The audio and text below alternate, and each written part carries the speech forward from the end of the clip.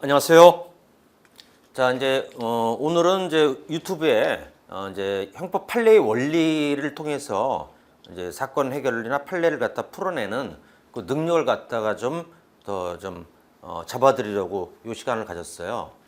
흔히 뭐 이번에 채용 2차 시험, 2022년 채용 2차 시험이 가장 문제는 뭐냐면 시간 내에 풀 수 없게 만든 너무 이제 박스가 많고 특별법 내고 그 박스도 개수로 해서 이게 시간 안배를 안 되게 만든 게 가장 그 문제점이었는데 상당수 제 후배 강사들이나 이런 분들이 이제 좀 오해를 해가지고 어떻게 지금 이제 대응을 하고 있느냐면 책을 무조건 두껍게 또 강의 수 늘리고 그래서 이제 책이 두꺼워지면 책값은 인상될 것이요.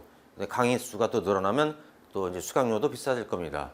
그런 쪽으로 이제 방향을 잡고 있다고 그래서 또 그 중에 누군지는 모르겠으나 이제 제자분들이 제 카페에서 물어보는데 질문하시던데 리걸 마인드가 있어야 이번 시험을 해결할 수 있냐라고 해서 새우 젓가는 소리 하지 말라고 그랬습니다.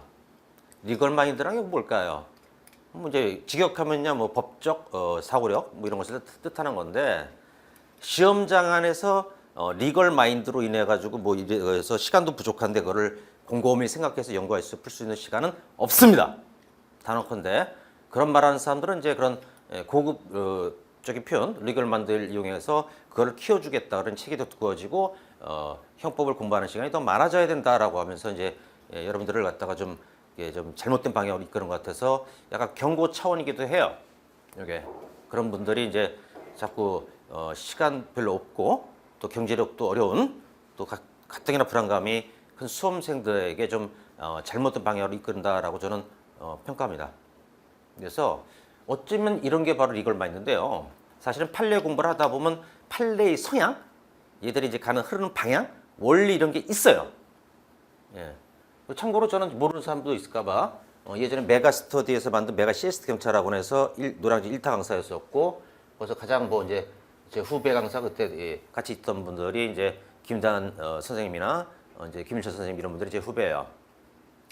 거기 이제 지금은 이제 학원 이적으로 인한 소송으로 인해서 이제 제가 좀 큰 병이 걸리는 바람에 한 2년간 공백 기간이 있다가 렉스터디라는 여기서 이제 인강을 찍어서 제공하고 있습니다.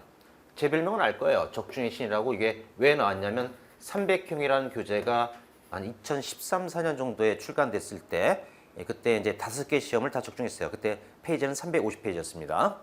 네. 그래서 이제 사람들이 놀래가지고 적중의 신이라는 표현을 쓰고 있는데 또 이제 그 항상 그러는데 에듀윌의 제 한참 후배 강사가 요걸 또 쓰고 있더라고. 그래서 굉장히 좀 분노했고 저는 예전에도 기자기 특강 책을 또 자기가 나보다 한참 늦게 출간하고도 자기가 먼저 만든 거라고 거짓말해서 저한테 되게 좀 꾸지람을 들었는데 안 바뀌어요.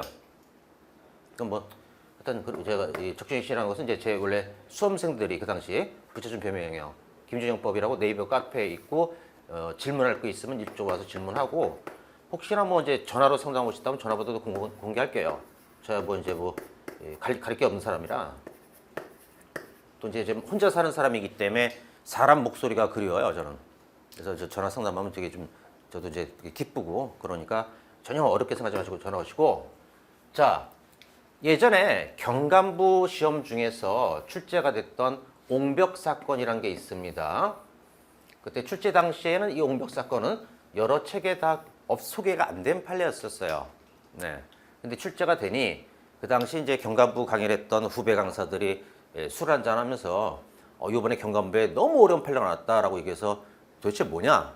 라고 얘기했더니 스토리는 이렇더라고요.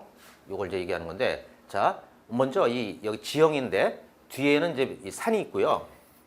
그리고 이제 B 토지는 산에 근접해 있고 A 토지는 그 앞을 막고 있어요. 그리고 그 앞에 도로가 있으니까 B라는 사람은 이 도로로 나가기 위해서는 이제 A 땅을 밟아야 될 수밖에 없어요, 사실은. 그렇다고 해서 뭐 이거 있다고 뭐 이제 뭐 제가 뭐 행글라이딩을 해서 나가거나 이러고 산에 올라가서 이렇게 패러글라이딩 이렇게 해서 나갈 수도 없는 거고. 근데 민법 판례가 이런 경우에 이 맹지일 경우에 그 갇힌 땅 그럴 때는 주의 토지 통행권을 인정합니다, 사실은. 그래서 이제 B는 대신 A 땅의 최대 피해를 최고 안 주는 방향을 택하라고 돼 있어요, 사실은. 합리적이죠. 근데 이제 감정이 안 좋아진 A가 B가 좀 얄미워가지고 옹벽이라는 장애물을 설치했던 거예요. 못 나가게. 그랬더니 이제 B는 얘가 나의 주의 토지 통행권을 방해하는구나 하면서 해머로 부수고 통행하고 있습니다. 이때 B는 손괴죄가 될 것인가 이걸 물어봤던 거야 이제 경감부에서. 굉장히 쉬운 거였거든요. 후배 강사들이 이거를 어렵다고 얘기해서 저는 한 번 놀랐어요 그때.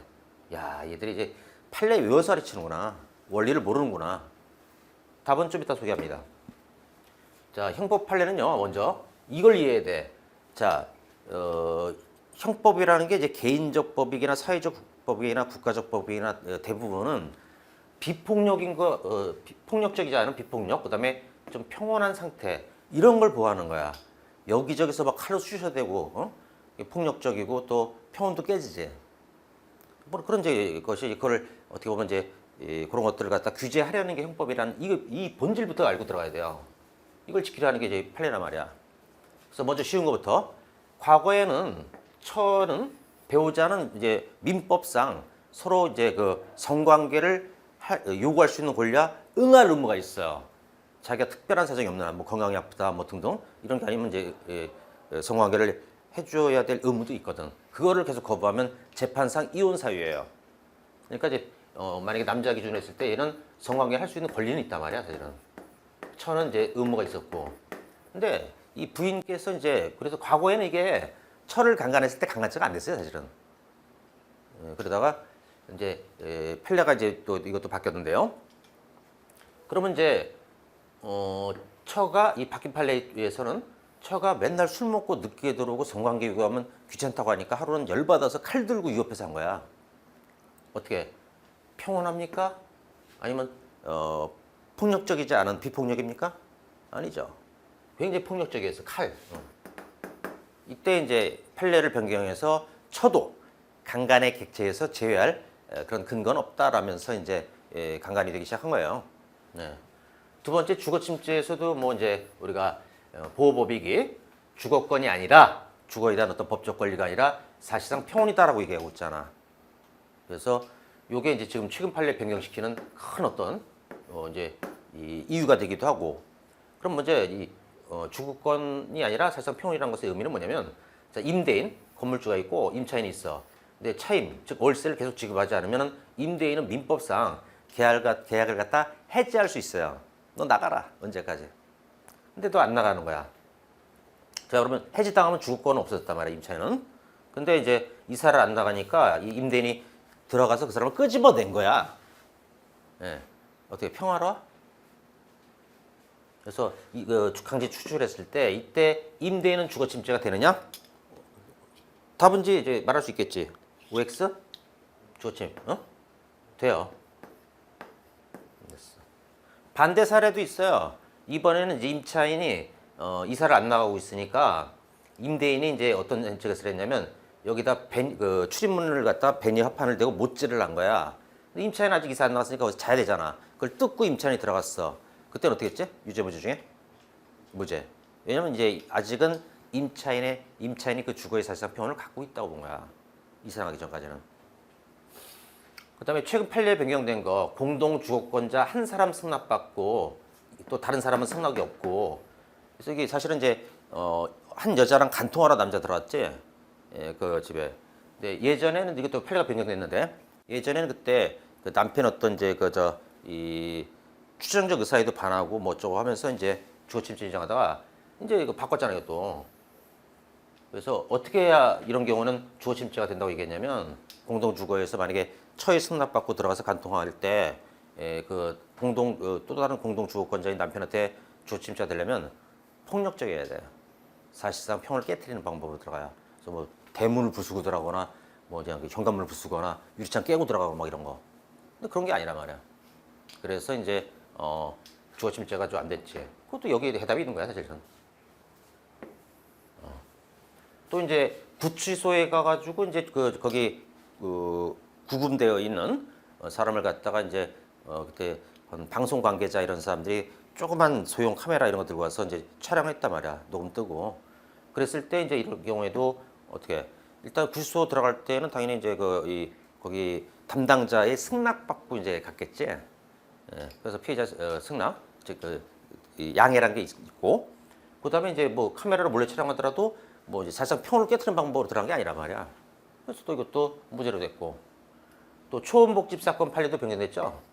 어떤 이제 음식점 이런 개방된 장소에 과거에는 거기 들어가서 이제 몰래 도청장치 다른 거는 범죄 목적으로 들어가서 주침된다고 그러다가 빡했잖아. 또 어떻게 해야 돼? 이때도 줘야 되려면 사실상 평을 해치는 방법으로 들어가야 되는데 그냥 가서 몰래 들어가서 이제 도청장치 단계 뭐 이 평을 깨트리는 방법으로 들어간 건 아니잖아. 그래서 또 무죄로 된 거고. 해답은 다 여기 있어. 그다음에 헤어진 여성의 아파트에 자기가 이제 헤어지고 나서 그 여자를 갖다가 어떻게 다시 또 만나고 싶었는지 승낙 없이 공동 현관 비번을 외웠었어 이놈이. 외우고 들어가서 그 여자 집 앞에서 이제 그 번호키 뭐 이런 걸 막 누르다가 거기서 놀래가지고 이제 누구세요 그랬더니 이 소리 비명 비슷하게 지르니까 얘가 도망 나왔단 말이야.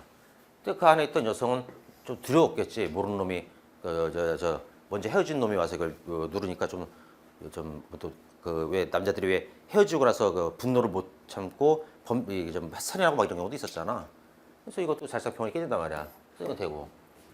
그리고 이 형법 판례의 원리 중에서 이 재산주에서 이게 참 많이 써요. 이게 방금 배우는 비폭력적인 거, 평온함 이런 걸 지키려고 하는 것은 재산주에서 의미가 더 크다. 재산주에서는 이제 우리가 손괴죄나 자동차도 불법 사용죄, 즉 손자 빼고는 불법 영득의 의사가 필요한데 그때 이 불법이란 말이 영득의 불법설이냐 수단의 불법설이냐 할 때 판례는 수단의 불법설을 택하고 있어요. 둘의 차이점은 영득의 불법설은 돈 받을 권리가 있으면 재산죄는 안 된다는 거야. 때리고 뺐더라도 폭행죄만 안 되지. 근데 우리 판례는 어떻게 할까? 돈 받을 게 있다고 그래서 뚜겨 패고 뺐으면 범죄로 인정할까 안 할까? 인정해. 그게 수단의 불법설이야. 계속 일관되지 않아? 그죠? 그래서 이제 절도 월급을 안 주니까 사상 통장을 갖다가 이제 계속 안 주니까 가지고 와서 자기가 이제 그거를 자기 월급 액수만큼 찾고 다시 갖다 놨어. 자, 여기서 또 하나. 통장에 대한 절도는 이때 됐을까 안 됐을까? 인정, 그치?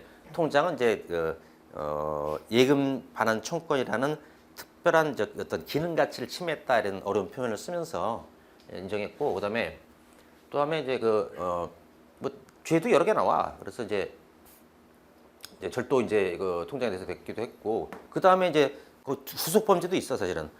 통장 예금주 이름을 써야 되잖아 돈 찾을 때. 사무소 위조, 제출하면 동행사, 은행에 대한 사기 이런 것도 나오는 거고.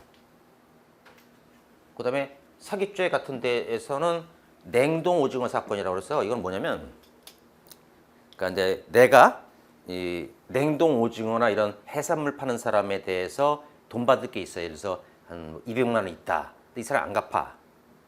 나는 권리 있는데.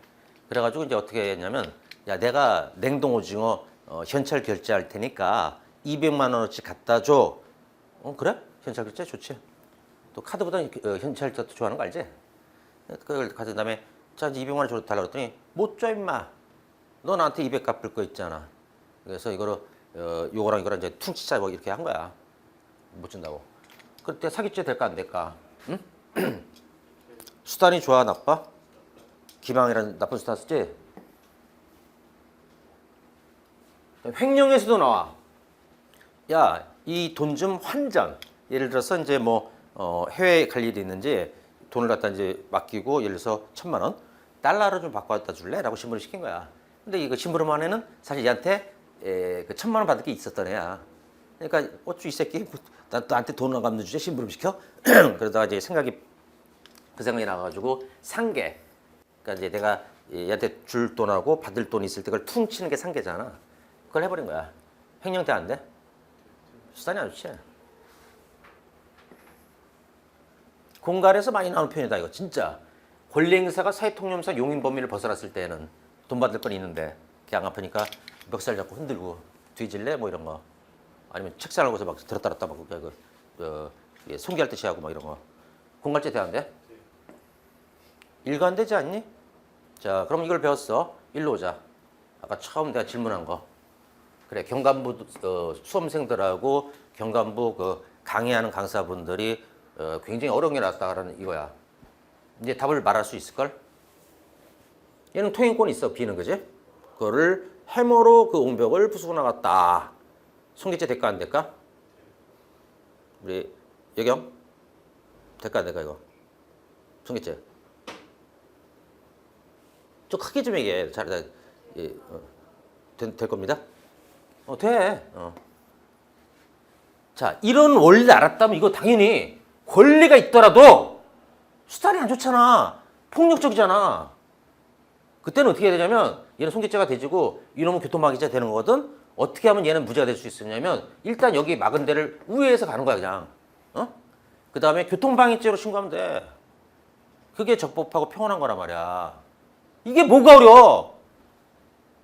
자꾸 판례를 씨발 외워서 가르치고 그러니까 이제 그냥 그 암기하라고 하니까 애들이 못 본 판례는 무조건 어렵다 생각하고 막 그냥 그 못 푸는 거지. 자, 후배 강사들 유튜브 내 강의 또 보는 사람도 꽤 있는 걸 알아. 좀 반성해.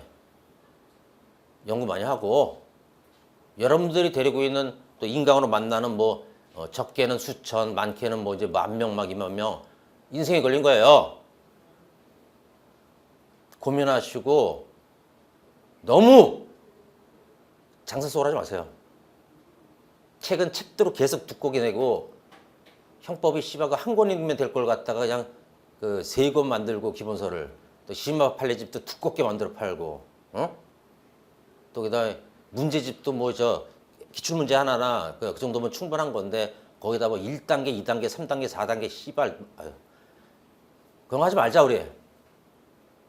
지금 우리 국내에서 형법 강의하는 사람 중에 나보다 연상은 우리 수원가에 2분밖에 없어요. 나머지 다 내 후배들이고. 그렇게 인생 그렇게 사는 거 아니야?